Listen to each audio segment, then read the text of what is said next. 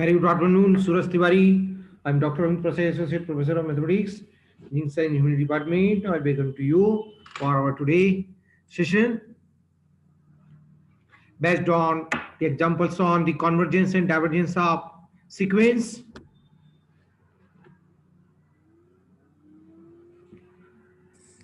Good afternoon, sir. Very good afternoon. 27, Ram Hadia. After 5 minutes, I will start the today's session.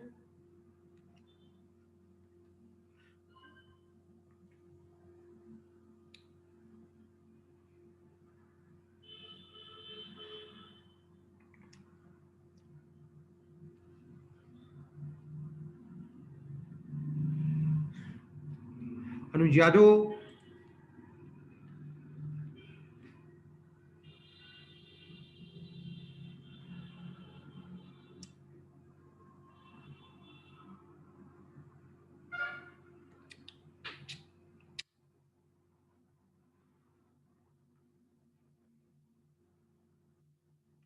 Sagar Meghwal.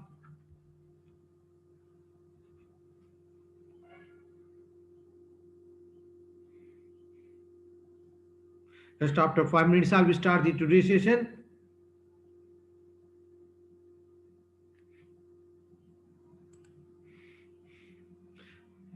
Roll number 34.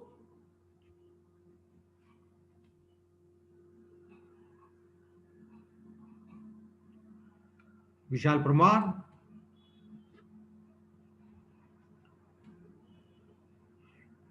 Roll number 29.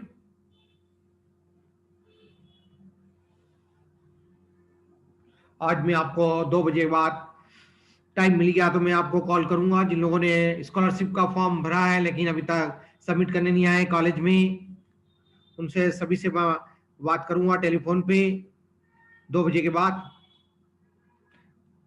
Devendra Rishabh Shukla, Devendra नागर, ऋषभ शुक्ला, प्रजोत Pawar, Ayush रिंगे,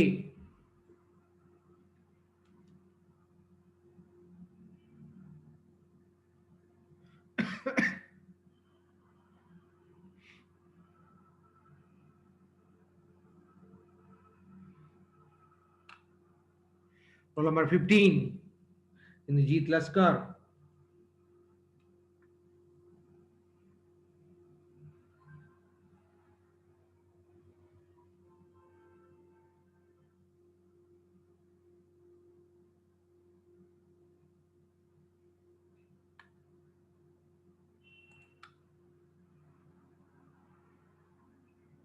okay, Rahul Pawar,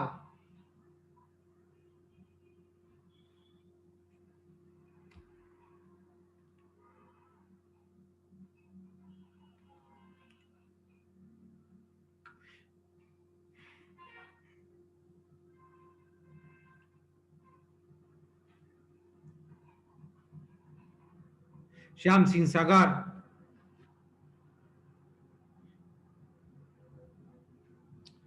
पहली बार class में है मेरी, mute करके बात करो Shyam Singh. Yes sir. क्या बात है, अभी तक क्लासेस में क्यों नहीं आए तुम? सर बड़ा एडमिशन हुए, पूरा 1 महीने के ऊपर हो गया है टाइम। सर ज्वाइन कर तो रहा हूँ सर, प्रेजेंट ही नहीं लग रही मेरी। अच्छा, अभी क्या बात कर रहा है पिछले तू? दिन मेरी क्लास पिछले तो दिन पहली बार आया तू मेरी क्लास में।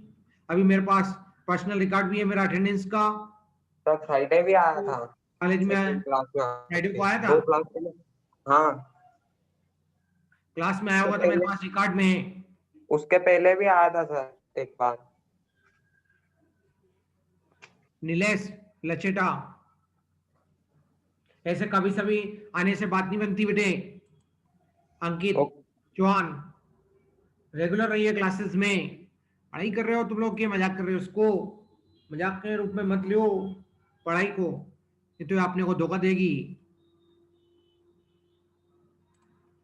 रेगुलर स्टडी करो, मेरे साथ जुड़े रहो रेगुलर बेसिस पे और इमीडिएटली सेम डे प्रैक्टिस भी करो। कॉपी में लिख के इसकी प्रैक्टिस करना है। ऐसा नहीं है कि बस देख लेना है, पढ़ लेना है बस। राइटिंग करके पढ़ो, ओरली नहीं करना है। बहुत ही यूजफुल सब्जेक्ट है ये। और कोई स्टूडेंट से जो आना चाहता है? अभी 20 स्टूडेंट क्या 19 स्टूडेंट्स आए। पीयूष कोतवाल, जिन लोगों का नेटवर्क इशू है वो लोग ऐसे एरिया में शिफ्ट हो जाइए जहाँ नेटवर्क सही साथ मिलता है, या किसी स्टूडेंट के पास यदि आसपास में आजू बाजू में कोई आपका स्टूडेंट रहता है जिसका नेट सही चल रहा है, उसके एरिया में चले जाइए क्लास इससे हॉटस्पॉट नहीं लीजिए। ऐसा नहीं होना चाहिए कि सर नेटवर्क नहीं था इसलिए नहीं आ रहे थे। अरे स्कूल में चल जाता है सब काम काज, कॉलेज लेवल पे पढ़ाई करना पड़ती है, रेगुलर टच में रहना होता है टीचर के साथ। जैसे मैं आपके साथ रेगुलर टच में हूँ, कंटिन्यूटी बनाए रखा हूँ, एक्स्ट्रा क्लास में भी आता हूँ रेगुलर क्लास के साथ। सर जैसे आप भी जुड़े रहिए। हाँ बोलिए बेटे, सर क्या कहना सर चाहेंगे? कल लेक्चर रहेगा या कि नहीं रहेगा? कल 26 जनवरी है। Yes sir. सेंटर हॉलीडे होता है तो अभी पब्लिक नोटिस पे आ जाएगा वैसे हॉलीडे का नोटिस।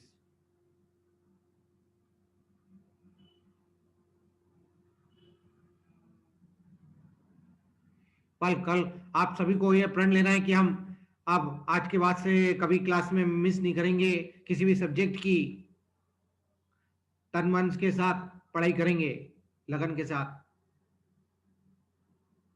अपने पेरेंट्स कितनी मेहनत करके यार आपको पढ़ा रहे हैं, आप नहीं समझते उसकी वैल्यू जो मैं समझता हूँ। आप भी थोड़े समय बाद समझोगे, लेकिन आपको तुरंत समझना चाहिए इन चीजों को।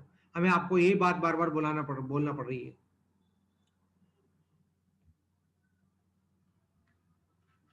ओके, तो आज की क्लास में हमारे सामने 21 स्टूडेंट आगे हैं। अब हमारा समय परमिट नहीं कर रहा है कि हम और वेट करें। चलिए अब हम अपना सेशन कंटिन्यू करेंगे। जो हमने कल की क्लास में टाइम हो गया था तो हमने उसको वहां पर छोड़ दिया था। हमने क्या सीखा था हम उसको एक बार फिर से रिकॉल करूंगा, जैसा मेरा रेगुलर प्रैक्टिस होता है, जरा मेरा रूटीन है आप सभी के साथ। क्या कि हमारा एक सीक्वेंस दिया होगा जिसका हमें कॉन्वर्जेंस, हिंदी में कॉन्वर्जेंस को अभिसारिता कहते हैं, ओके, और डाइवर्जेंस को अपसारी कहते हैं, अपसारिता। किसी कोई सीक्वेंस दी है हमें, सीक्वेंस क्या होती है ये भी मैंने आपको बहुत डिटेल्स में बताया है कि यदि हम इन जनरल बात को समझना चाहें तो सीक्वेंस एक फंक्शन होता है। वो सारे फंक्शन, अब फंक्शन होता है तो उसमें दो चीज होती है, डोमेन होता है और कोडोमेन होता है। तो जब किसी फंक्शन में domain set of all natural numbers हो और उसका कोडोमेन, कोडोमेन मतलब उस रूल को लगाने के बाद, फंक्शन मतलब एक तरह का स्पेसिफिक रूल, उस रूल को लगाने के बाद जब हमें उससे जो वैल्यू आती है वो एक रियल नंबर होती है, बस उस केस में हम लोग ऐसे फंक्शन को हम लोग एक सीक्वेंस से कॉल करते हैं। उसके लिए एक नया शब्द, स्पेसिफिक वर्ड यूज कर रहे हैं, वो है सीक्वेंस। आप लोगों ने अभी तक इन सभी चीजों को पढ़ा है 11th क्लास से, लेकिन आपने उसका एक्चुअल शब्द क्या है, उसका एक्चुअल मीनिंग क्या है और उसका क्या प्रॉपर नाम है, एक्चुअल नाम है, सुटेबल प्रॉपर नाउन है, वो अभी आपने नहीं समझा है। लेकिन अब मैं आपको इस लेवल पे आके समझा रहा हूँ, ठीक है? अब आपको इस लेवल पे आके इस चीज सीखना होगी। बहुत सारी बातें नई नई सीखना है, एक साथ नहीं सीख सकते हो एक लेक्चर में। इसके लिए पूरा सेमेस्टर लगता है बेटे, रेगुलर बेसिस पे हमें कंटिन्यू बनाए रखना होती है। ओके, तो चलिए, ऐसा आप सभी लोग, कल बहुत बड़ा हमारा दिन है, रिपब्लिक डे है, तो इसलिए आप सभी लोग आज ही ले लें प्रण कि हम सर आज के बाद आपकी क्लास को मिस नहीं करेंगे। आपकी क्या, किसी भी व्यक्ति की क्लास हम मिस नहीं करेंगे। हमें आगे बढ़ना है, हमारे पेरेंट्स को हमें पे करना है, उन्हें जो हमें पे कर रहे हैं उसको हमें मल्टीपल टाइम्स में पे करना है। पे करना मतलब डिवोशन मीन्स रिस्पॉन्सिबिलिटी। सर हाँ जी। कहिए। सर ये जो बी फार्मेसी वालों का कॉलेज आज से चालू हो गया क्या सर अपने कॉलेज में? इनका लेक्चर वो ऑफलाइन हो गया क्या? वो अभी बेटा मेरे को उसकी अभी जानकारी में नहीं है। ठीक है, अभी देखिए आप लोगों का भी फरवरी से प्लानिंग चल रहा है। ठीक है, तो आपके पेरेंट्स से पूछा गया है कंसेंट। ठीक है, तो आप बता दीजिए। Okay, yes sir. ठीक है। अभी हम लोग जो मेजरली मेन चीज पे कॉन्सेंट्रेट कर रहे हैं उस बात पर गौर करिए। चलिए, तो आपको कोई एक सीक्वेंस जिसको हमने एसेंस से डिनोट किया था उसको कन्वर्ट्स कब कहेंगे, यदि आपने उसकी लिमिट निकाली, जहां मेरा लेजर पॉइंटर पे उस पर गौर कीजिए। ये पिछली क्लास में, कल की क्लास जब हमारी फ्राइडे को हुई तब हमने बताया था, आज फिर से दोहरा रहा हूं। ओके गाइस, तो लिमिट ऑफ एसएन, जब हमने लिमिट निकाली, एसएन मतलब सम ऑफ फर्स्ट एंड टर्म्स, और उसकी हमने लिमिट निकाली। लिमिट के लिए सिंबल क्या होता है, सभी को याद है मैथमेटिक्स में? ये होता है LIM, लिम। लिम से डिनोट करते हैं। और सफिक्स में क्या इसकी लिमिट है, मतलब एन की वैल्यू कहां से कहां तक जा रही है, इंफिनिटी तक जा रही है, तो उसकी अपन एसएन की लिमिट लेते हैं टेंड्स टू इंफिनिटी पर। कभी आप 0 पे लेते थे, कभी 1/2 पे लेते थे। सभी को 11th क्लास से लिमिट निकालने का प्रोसीजर भी बहुत बताया गया है। ठीक है, तो हम प्रोसीजर वही अडॉप्ट करेंगे इस कोर्स में भी और इस सेमेस्टर में भी। बस हमें यह समझना है कि हमारे सामने एक सीक्वेंस दी रहेगी, तो उसकी हमें फर्स्ट एन टर्म का सम निकालना है और फिर इसके बाद उसकी लिमिट लेना है।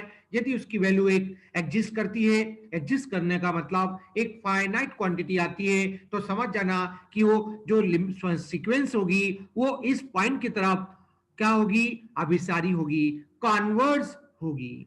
ठीक है, अदरवाइज यदि और कोई दूसरी वैल्यू आती है, दूसरी वैल्यू का मतलब है प्लस इंफिनिटी आए या माइनस इंफिनिटी आए, तब उस केस में आपकी सीक्वेंस कैसी होती है, अपसारी होगी। अपसारी को इंग्लिश में क्या बोलते हैं, डाइवर्जेंट। आप सभी लोग, कुछ लोग पेरेंट्स की तरफ कन्वर्स होते हैं, कुछ लोग मदर की तरफ कन्वर्स होते हैं। कुछ लोगों में डाइवर्जेंस भी है, जो पेरेंट्स से दूर हटते हैं, जो पेरेंट्स को अपनी बात सही साठ बताते नहीं है कि हम क्लास अटेंड कर रहे हैं कि नहीं कर रहे हैं। ठीक है, ये सब बातें हो रही हैं हमारी लाइफ में, लेकिन हम उसको स्पेसिफिक शब्द से बोल नहीं पा रहे। लेकिन अब हमें ये चीज सिखा रहे हैं, हम आपको ये बता रहे हैं। ठीक है बेटे, कन्वर्स होना मतलब उसका उसके तरफ लगाओ। ठीक है, डाइवर्स होना मतलब विलोपन, उससे दूर जाना। ठीक है, ओके। तो आते हैं हम लोग इस पॉइंट की तरफ, इसको एग्जांपल से समझते हैं, क्योंकि ये चैप्टर में हमें आपको जितनी वैरायटीज प्रॉब्लम्स अवेलेबल हैं उतने सारी कवर करना है वन बाय वन करके। इसलिए मैं एक क्वेश्चन नहीं, आपको एक से ज्यादा क्वेश्चंस करवाऊंगा जितने पॉसिबल हैं। तो भाई एक एक करके समझते जाइए। आपने एक समझ लिया, आप दूसरा कर सकेंगे, तीसरा कर सकेंगे, ऐसे जितने क्वेश्चन अनंत होंगे वो सब आप कर सकेंगे। ओके गाइस, तो चलिए ये रहा आपके सामने क्वेश्चन लिखा हुआ है, टेस्ट द कन्वर्जेंस और divergence of the following sequences. उसमें से एक सीक्वेंस आपको इस सिंबल में दी है। ये सिंबल जब भी दिया होता है इसका मतलब क्या होता है, any term of the sequence. यहां पर इस फॉर्म में दे रखी है, यहां पर ये सीक्वेंस का डिटेल्स दे रखा है। एक एक मेंबर्स को आपको इस तरह से इस सेट नोटेशन में, जिसको कर्ली ब्रैकेट बोलते हैं बेटे, उसमें डिनोट कर रखा है, उसमें रिप्रेजेंट कर रखा है। तो सीक्वेंस के टर्म्स को रिप्रेजेंट करने के लिए, रिप्रेजेंट करना मतलब शो करने के लिए, हमारे को ये कर्ली ब्रैकेट जो सेट नोटेशन का सिंबल आपको 11th क्लास में मैथमेटिक्स में आपको टीचर ने बताया था, वो आपका यहां पर भी यूज हो रहा है। तो ये स्लाइड सभी ने पिछली बार स्क्रीनशॉट ले लिया था, जो नोट कर रहे थे वो नोट कर लिया है। तो हम आगे बढ़े। अब हम एक एक स्टेप बाय स्टेप एक एक क्वेश्चन को आपको सामने सॉल्व करके बता रहे हैं। जैसे हम बोर्ड में समझाते हैं उसी तरह से यहाँ पर हम पीपीटी के थ्रू आपको समझा रहे हैं, एनिमेशन क्रिएट करके स्टेप बाय स्टेप करके। बढ़े आगे। यहां तक की बातें हमने पिछली क्लास में फ्राइडे को की थी, आज फिर से मैंने रिवाइज कर दिया आपके सामने, जिसमें 7-8 मिनट लग गया आपके लिए। बोलिए आगे बढ़े, या किसी को कुछ कहना है तो रुकाऊं मैं कुछ सेकंड के लिए। सेकंड के लिए रुक सकता है, क्योंकि 5 मिनट 6 मिनट बहुत ज्यादा हो जाएंगी। सर नहीं है डाउट सर। बढ़े आगे बेटे, चलिए ये रहा बेटे, सबसे पहले आपका जो भी सीक्वेंस दिया है उसकी nth टर्म लीजिएगा।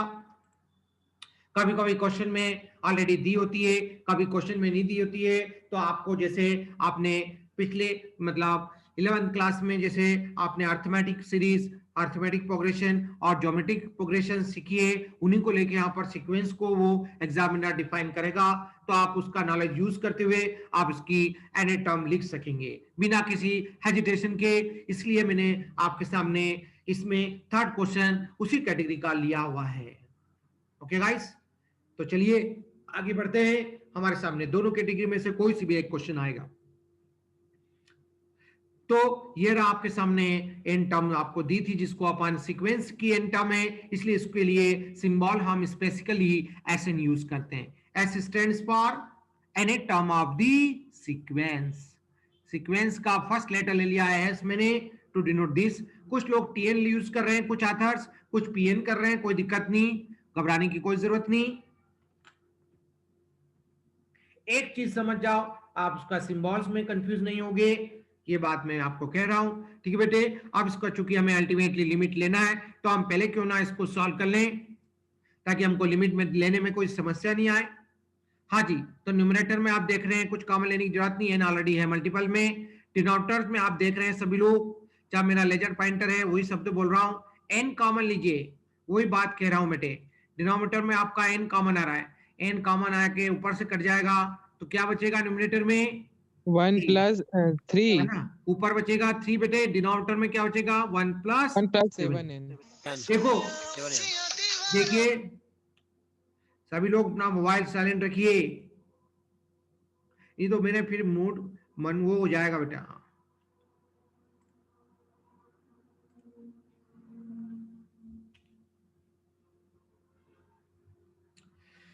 हाँ, आपसे स्टेप बाय स्टेप में इंस्ट्रक्शन करने के लिए मैं आपको म्यूट नहीं करता हूं, ठीक है।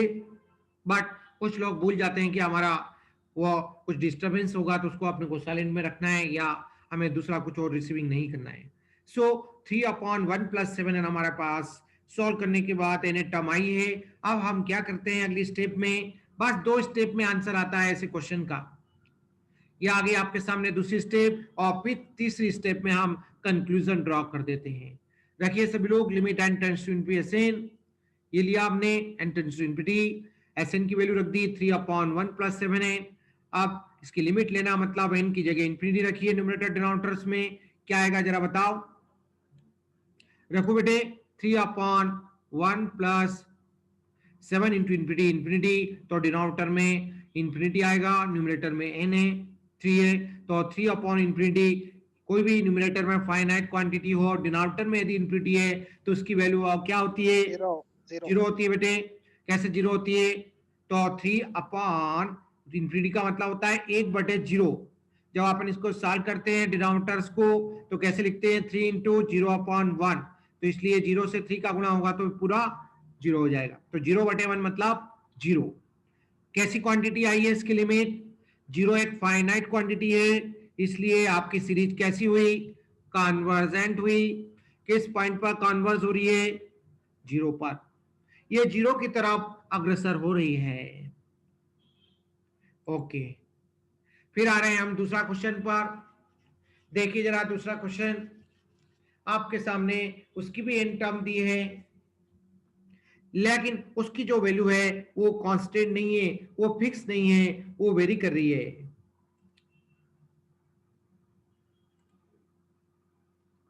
यदि n की वैल्यू इवन होगी तो कुछ एक वैल्यू दे रही है, और n की वैल्यू ऑड होगी तो कुछ और एक वैल्यू दे रही है। आप यहां पर रख के देखेंगे, n की वैल्यू इवन का मतलब है 2 रखिए, 0 रखें, 4 रखें, 6 रखें, कोई भी एक वैल्यू रख दीजिए इवन नंबर में, तो आपको क्या मिलेगी, 2 + 1 3। यहां पर क्या मिलेगी बेटे, यदि अपन n की वैल्यू 8 रखेंगे तो 8 वैल्यू क्या होती है 1, क्योंकि डोमेन आपका set of all natural numbers होता है, ठीक है। तो उसमें या तो इवन वैल्यू रखेंगे या ऑड वैल्यू रखेंगे, n की वैल्यू 0 नहीं रखेंगे बेटे। समझ रहे बात को मैं क्या कहना चाह रहा हूं बेटे। जल्दबाजी में कई लोग 0 रख देते हैं बेटे, 0 जो है वो नेचुरल नंबर्स में नहीं आता है। हमें तो सारे नेचुरल नंबर लेना है। नेचुरल नंबर्स इवन भी होते हैं और ऑड भी होते हैं। Zero neither natural numbers, zero natural number की कैटेगरी में नहीं होता है, वो इंटीजर्स की कैटेगरी में आता है। तो और जीरो की डेफिनेशन मैंने आपको बताई थी कि जीरो को क्या बोलते हैं, neither positive non negative integer होता है। जीरो की डेफिनेशन क्या होती है, it is neither positive non negative integer. Okay guys, क्योंकि इस सीक्वेंस का जो कंसेप्ट बताया था उसमें डोमेन जो है नेचुरल नंबर्स होता है, तो एन जो है नेचुरल नंबर होगा इवन फॉर्म में और कभी ऑड फॉर्म में बेटे। तो ऑड नंबर इवन नंबर में नेचुरल नंबर्स क्या होते हैं, कौन कौन होते हैं, जरा बताओ आप ही, कोई भी एक बोल के बताओ। नेचुरल नंबर्स में इवन नंबर कौन कौन होते हैं, बताओ जरा बोल के। हाँ अंकित बोलो बेटे।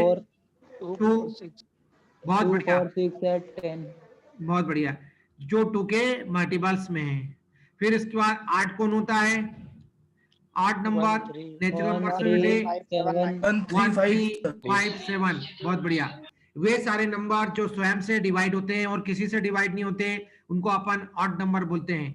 ठीक है, ओके। तो आ रहे हैं हम लोग अगली स्टेप पर, इसलिए हमने यहाँ पर आपके सामने लिख के बताया है इसका डिटेल्स फॉर्म में कि इवन के केस में हम इसकी जो nth टर्म है वो 3 लेंगे और ऑड के केस में इसके nth टर्म क्या लेना है बेटे, 1 लेना है। तो हमें दोनों परिस्थिति में इसकी लिमिट निकालना है। तो हम एक एक करके करेंगे, कैलकुलेशन एक साथ नहीं करना है सभी को। तो बेटे पहले अपन ने सपोज मैंने इवन का केस लिया है, तो इवन केस में एसएन की वैल्यू क्या है ये आपके सामने पूरी क्लियर करके बताइए। 3a कांस्टेंट वैल्यू है, तो कांस्टेंट की लिमिट क्या होती है, यहाँ पर एन का कोई रोल ही नहीं है, तो इसका मतलब यही रहेगी। सेम चीज रहेगी निखिल वर्मा। निखिल बताएंगे मुझे आज क्या इशू था जिस वजह से अभी तुम लेट आए क्लास में। Yes sir. क्या इशू था बेटे, इतना लेट क्यों आए? सर वो नेटवर्क प्रॉब्लम थी सर, घर के बाहर आया फिर जाके जैसे तैसे कनेक्ट हुआ, वापस बार बाहर अंदर बाहर हो रहा हूँ। एक जगह जहां पर बेटा नेटवर्क मिलता है वहां पर रहो बेटे। हाँ जी सर, कोशिश तो वही है बट बार बार अंदर बाहर हो रहा हूँ। नहीं पहली बार आया तो मेरी क्लास में अभी मैंने मार्क किया बेटे, मैंने मार्क करना शुरू कर देता हूँ जैसे ही फर्स्ट टाइम ज्वाइन करता है कोई स्टूडेंट, मेरा पूरा वॉच क्लियरफुल है। अरे सर 1-2 बार पहले आ चुका हूँ मैं। नहीं आया तो पहली बार आया, मैंने अभी जस्ट मार्क किया मेरे पास। अभी तक जितने भी बच्चे आए थे क्लास में सब लिखेंगे मेरे पास हार्ड कॉपी में बेटे। सर वो हो सकता है बट मैं दूसरी भी ली है मैंने 1-2 बार, बाकी ये कि सर वो बार ऐसा बोलो बेटा कि कुछ काम था मेरे को अर्जेंट सर, आपसे बढ़ के आपसे हटके, इसलिए मैं थोड़ा लेट हो गया हूँ, अगली बार ऐसा नहीं होगा। जी सर सॉरी। चलिए अब हम अगली बात कर रहे हैं बेटे, 8 केस ले रहे हैं। ऑड इवन के केस में हमने लिमिट निकाला, समझ गए। और इवन ऑड के केस में भी हमें लिमिट निकालना होगी। देखिए जरा, limit n tends to n equal to limit n tends to infinity of 1 equal to 1 if n is odd. Of course आप देख रहे हैं बेटा, भले हम इवन नंबर लें और ऑड नंबर लें, दोनों के केस में हमें जो लिमिट मिल रही है वो एक फाइनाइट क्वांटिटी मिल रही है। इसका मतलब दोनों के केस में आपका जो सीक्वेंस है वो एक कन्वर्जेंट है, अभिसारी है। बस फर्क इस बात का है, इतना सा है कि इसकी जो फंक्शन है, ये जो सीक्वेंस दी है ना, उसकी लिमिट जो है फिक्स नहीं है। फिक्स नहीं है मतलब वेरी कर रही है, ये कभी इस पीरियड में इस इंटरवल में 1 रहती है तो इस पीरियड में 3 रहती है। जो बोल रहा हूं उसी तरह से यहाँ पर लेजर पॉइंटर से भी हाईलाइट कर रहा हूं आपके सामने, उस बात पर गौर करते जाएंगे। तो इसलिए ऐसी सीक्वेंस को हम लोग क्या बोलते हैं, ऑसिलेटरी सीक्वेंस बोलते हैं। ऑसिलेटरी का मतलब होता है जो मूवमेंट करना, वेरिएशन करना, एक बात पर फिक्स नहीं रहना। या भी जिसने गुरावाल, अमित गिरावाल, हाँ सर। इतना लेट ज्वाइन कैसे किया बेटे तूने? सर वो नेट, सर वो तबीयत खराब थी सर, पेट दुख रहा था और सर वो नेट भी थोड़ी दिक्कत आ रही थी सर, इसलिए लेट हो गया। अच्छा अच्छा, चलो बेटा कोई बात नहीं, मैंने परमिट किया है ताकि आपका एकेडमिक क्लास नहीं हो, ठीक है। बट इसका मतलब थोड़ा हेल्थ का ध्यान रखिए बेटा, अभी खाने पीने में बहुत हाँ सर, करना है। हाँ सर वो दस्त लग जाता है सर बार बार, पता नहीं क्यों। अच्छा, तो थोड़ा बेटा चेकअप कराओ उसको, स्टमक का प्रॉपर सर, डायग्नोसिस कराओ बेटा सिटी में आके। यदि इंदौर में रहने वाले हो तो इंदौर में भी अच्छे अच्छे यहाँ पे डॉक्टर हैं। हाँ हाँ सर। इंदौर के रहने वाले हो कि बाहर के हो? मैं तो सर इधर देवास से हूँ सर। देवास से हो। इंदौर में एक डॉक्टर श्रीकांत जी है, बहुत श्रीकांत जोशी जी हैं, बहुत हाँ हाँ अच्छे सर। स्टमक के डॉक्टर हैं, ठीक है, उनसे आप मिल अच्छा सकते सर। हैं कभी भी। तो सर आपके पास नंबर हो क्या कुछ इनका? वो बता दूंगा बेटे, मेरे को शाम के समय कॉल करना, ठीक है? ठीक है मैं सर, ठीक। सर्च करके, नहीं तो तुम नेट से भी निकाल सकते हो, कोई दिक्कत नहीं, आजकल नेट खुद ढूंढ के दे देता है आपको। डॉक्टर अच्छा सर। श्रीकांत जोशी करके हैं, अच्छा सर। पेट के स्पेशलिस्ट, ठीक है? ठीक है सर, ठीक है। और मैं भी ढूंढ के रखूंगा, चिंता मत करो, ठीक है? ठीक है सर। ओके, चलिए हम आगे बढ़ रहे हैं। तीसरा क्वेश्चन करके बता रहे हैं, सॉरी अभी कौन सा है, हाँ थर्ड क्वेश्चन करके बता रहे हैं। देखा आपने पहला क्वेश्चन में क्या है, किस तरह का था, और फिर दूसरे क्वेश्चन को देखा आपने, उसमें क्या है, मतलब दोनों में आपने अंतर देखा। अब इसी तरह से तीसरे क्वेश्चन में भी एक अंतर देखने को आपको मिलेगा। Okay, so the nth term of the given sequence is, अब देखिए बेटा तीसरा क्वेश्चन जो है उसमें आपके पास इसकी nth टर्म डायरेक्ट गिवन नहीं है क्वेश्चन में।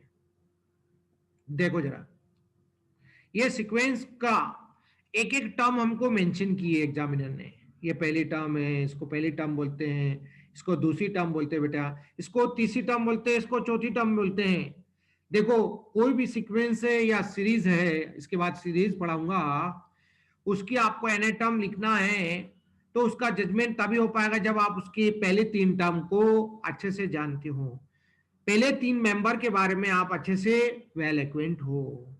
जैसे आपको याद करो जरा, 11th क्लास में जब आपको टीचर ने अर्थमेटिक प्रोग्रेशन और ज्योमेट्रिक प्रोग्रेशन बताई थी, तब भी ये बात कही थी, लेकिन हमने ध्यान नहीं दी थी। कुछ लोगों ने ध्यान दिए, वो आंसर डेफिनेटली देंगे, वो बात को समझेंगे, ठीक है? तो चलिए, तो हमें पहले तीन टर्म क्या, इसमें चार टर्म भी दी हुई है एग्जामिनर ने, तो बेटा जनरल टर्म कैसे लिखें, उसका क्या लॉजिक है, वो भी हम जरा यहाँ समझते हैं। देखिए पहले टर्म में न्यूमरेटर में क्या है 1, दूसरी टर्म में न्यूमरेटर में क्या है 2, तीसरी टर्म में कितना है बेटे 3। किस तरह से वेरिएशन हो रहा है, एक एक का वेरिएशन हो रहा है।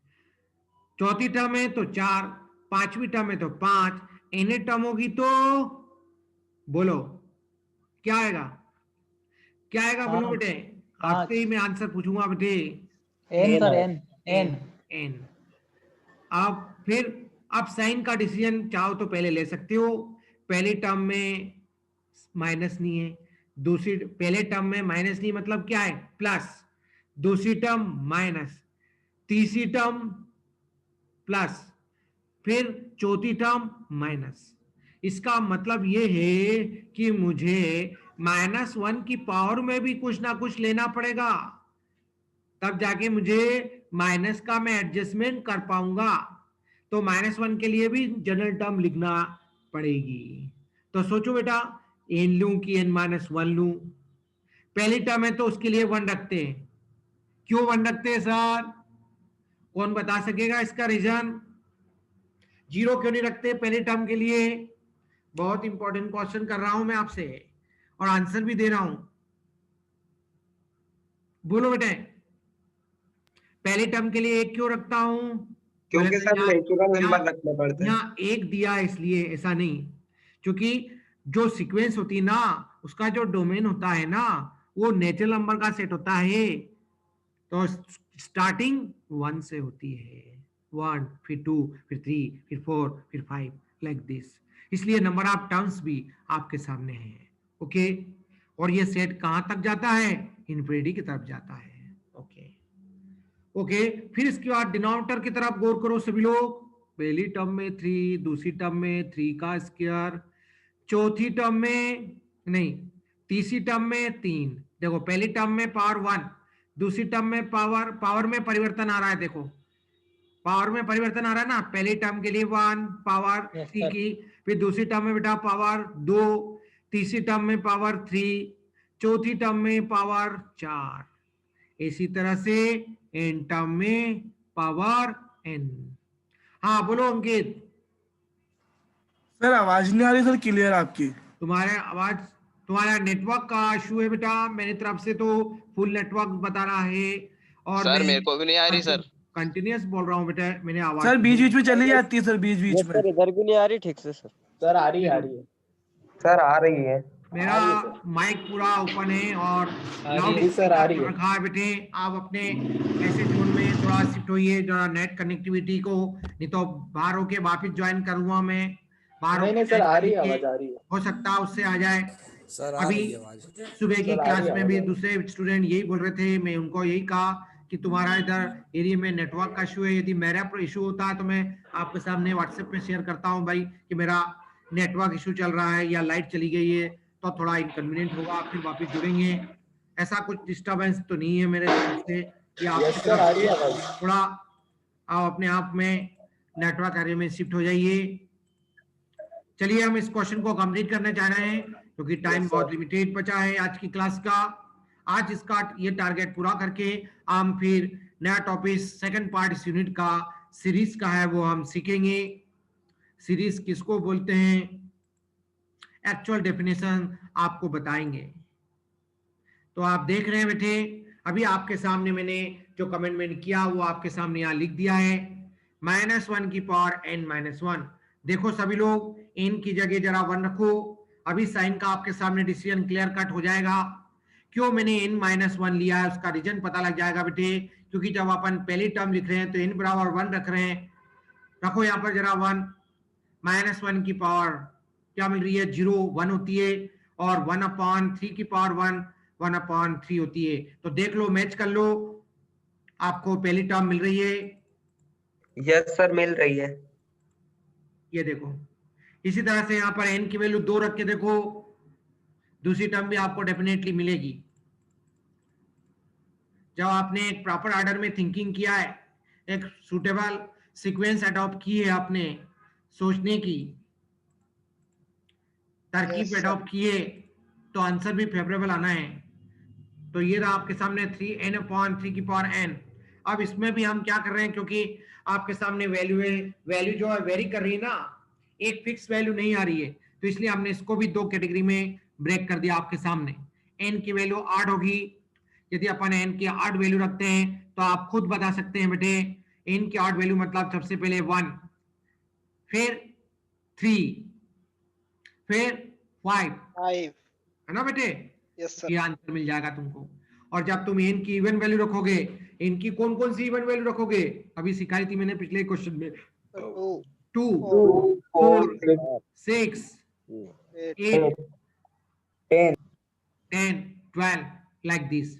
तो यहाँ पर भी आपको लिमिट दोनों परिस्थिति में निकालना होगी बेटे। अगली स्लाइड में कर रहे हैं हम, वो कैलकुलेशन बता रहे हैं, सबने नोट कर लिया।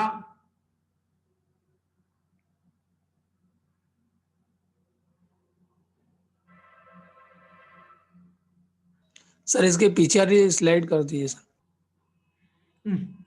यार समय बोला था ना मैंने, उस समय करना चाहिए बेटा। ठीक है, हाँ सर हो गया।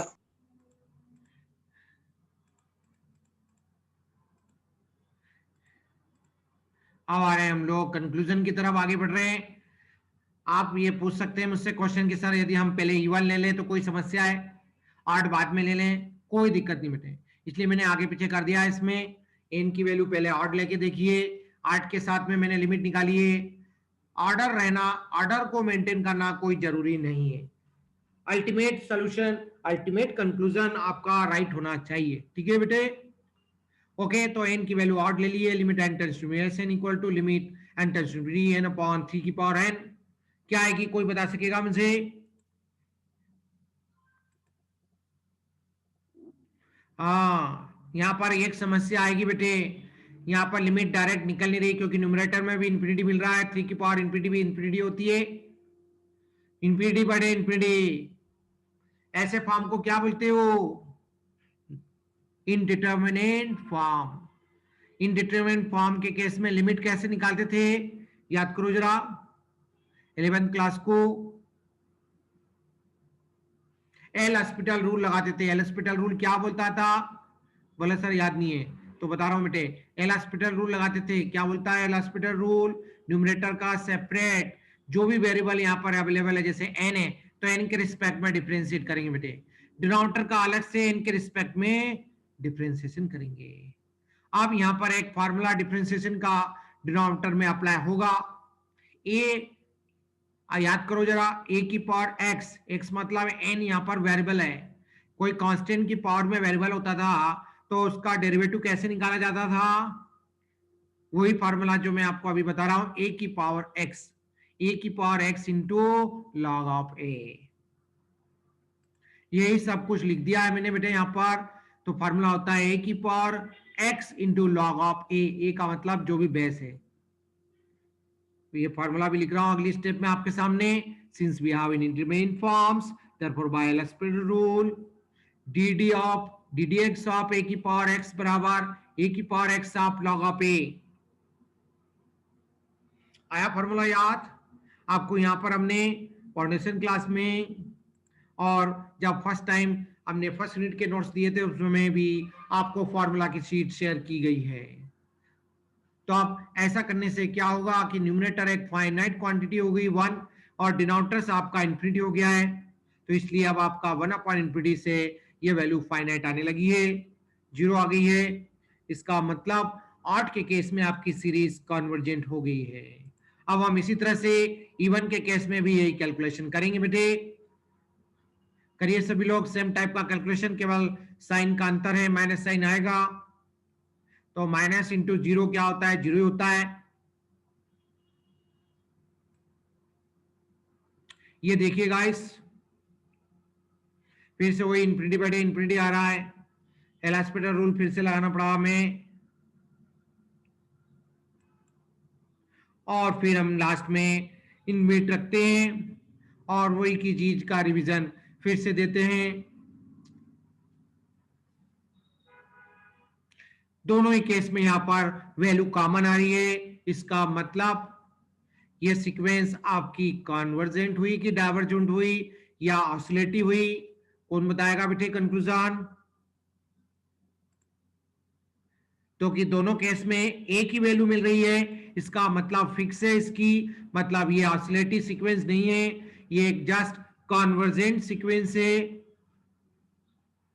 और इसका किस पॉइंट पर कन्वर्ज हो रही है? दोनों केस में 0 पे ही हो रही है। यदि एक बार 1 आती, दूसरी बार कुछ 2 आती, तो आप बोलते हैं ये ऑसिलेटरी कन्वर्ज सीक्वेंस है। इस तरह से आप लोग इस टॉपिक पर क्वेश्चन प्रैक्टिस करेंगे। और एक और क्वेश्चन आपके सामने रख रहा हूं बचे हुए टाइम में, अभी आप लोग इस पर प्रैक्टिस कीजिएगा। फोन आ गया। ये रहा दूसरा क्वेश्चन है, जरा ट्राई कीजिए जो टाइम बचा है। सर फोन आ गया। आप बोलिए सर। हेलो, गए क्या सर? गए क्या सर? बात गए कर रहे हैं ना, सर बात कर फोन पर लगे, फोन आ गया, बात कर सर का फोन आ गया, बात कर रहे सर। अरे सर का फोन आ गया। तुमको सुना सर का बज गया। मेरे को तो कहीं समझ ही नहीं आ रहा, कने क्या क्या लिख दिया सर ने व्हाइट पेज पे। बात करते कहीं किसी मतलब जैसे कोई कथा सुना रहा है। ये मत बोलो रे, सुना रही है हमको। अच्छी बात है, सुना रहा तो। बेटा देर को ही पकड़ेंगे वो आके पहले। क्यों भाई? ओ भाई नागर, ओ नागर, तू क्या जिम में ही है क्या अभी भी? हाँ बेटा, इसको सॉल्व करिए। ऐसा क्वेश्चन, ऐसे फंक्शन की आपने लिमिट, जैसे कि n की जगह आपका 11th क्लास में x होता था, x under root of x plus 1 minus under root of x, ऐसे फंक्शन की आप लिमिट कैसे निकालते थे? बस उसका यूज है और कुछ नहीं है। बाकी रिजल्ट तो आपको मालूम है कि क्या आना है, या तो डाइवर्जेंट आना है या कन्वर्जेंट आना है। और इसमें चूंकि सीक्वेंस का एन टर्म डायरेक्ट दिया हुआ है क्वेश्चन में, अपने को कुछ ज्यादा दिमाग लगाना नहीं है। ये देखो बेटा, याद आ रहा है कुछ? देखिए, आपको मैंने नहीं तो कोई टीचर ने ये बताया होगा, यदि सर्च में 2 टर्म आपके पास हो या एक टर्म दी हो और उसकी लिमिट निकालना होती है, तो अपन क्या करते हैं? क्योंकि यहाँ पर 2 टर्म दिए और अर्थमेटिक साइन माइनस दिया है या प्लस दिया हो, तो अपन क्या करते हैं? रैशनलाइजेशन करते हैं। रेशनलाइजेशन करने से इसके लिमिट निकालने में दिक्कत नहीं होगी, इसलिए ऐसा कर रहे हैं। तो हम जरूरी नहीं कि आपके पास डिनोमिनेटर हो, यहाँ पर कुछ नहीं, मतलब